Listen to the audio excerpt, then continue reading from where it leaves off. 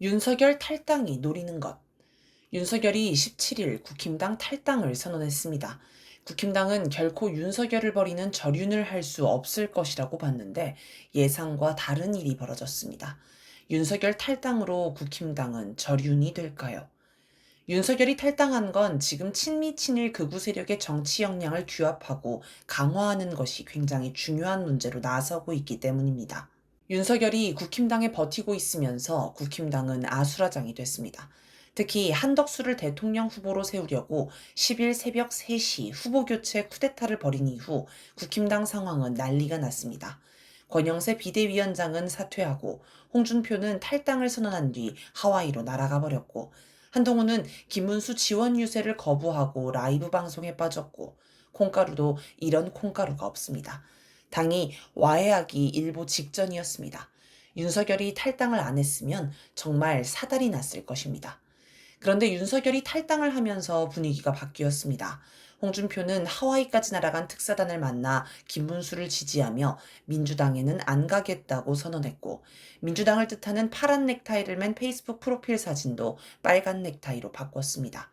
한동훈도 김문수를 피해 다니기는 하지만 어쨌든 유세에 합류했습니다. 국힘당 분위기가 그래도 규합이 되는 분위기로 바뀌고 있습니다. 즉 윤석열의 탈당은 한동훈이 유세에 합류하고 홍준표가 돌아오는 혹은 민주당으로 안 넘어가는 명분으로 작용했습니다. 친미 친일 극우 세력이 완전히 가루가 되는 것을 막고 규합, 강화하는 방향입니다. 반면 윤석열 탈당이 김문수 지지율을 올리는 목적은 아니었습니다. 만약 그런 목적이 있었다면 윤석열은 사과하고 조용히 물러났어야 합니다. 하지만 윤석열은 탈당하면서 성명을 발표하는 등 요란을 떨었고 4일 후에는 극장에 가서 이른바 부정선거를 주장하는 영화를 보는 등 오히려 김문수 표 떨어뜨리는 행보를 보였습니다. 윤석열은 전부터 자신이 탈당하면 지지층이 떨어져 나갈 수 있으니 선거에 득이 안 된다고 주장해왔습니다. 윤석열의 탈당 과정과 이후 행태를 구체적으로 살펴봅시다. 윤석열이 탈당하면서 발표한 성명 내용을 보면 마치 윤석열이 사령관인 것처럼 느껴집니다. 윤석열은 한국이 자유민주주의 체제가 존속될 것이냐, 붕괴하느냐 하는 절체절명의 갈림길에 서 있다면서 자유와 주권 수호를 위해 백의종군할 것이라면서 당원들에게 이러저러한 지침까지 내렸습니다. 친미 친일, 극우 세력이 가야 할 총적 방향을 제시한 것입니다. 또 백의종군 하겠다는 것은 계속 싸우겠다는 뜻입니다. 오죽하면 박지원 민주당 의원은 윤석열 탈당 성명은 김문수 후보 선대위원장 취임사라고 지적했습니다.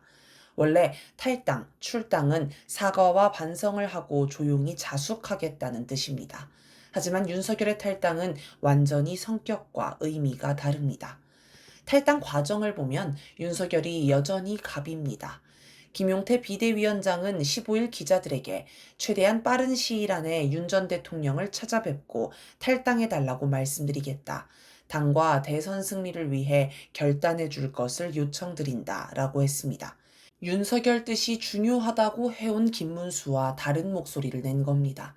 한국일보는 15일자 기사, 윤과 끊지 못하는 국민의힘, 김용태, 김문수 탈당 엇박자에서 보수 지지층을 감안해 두 사람, 김문수와 김용태가 역할을 분담한 모양새라고 분석했습니다.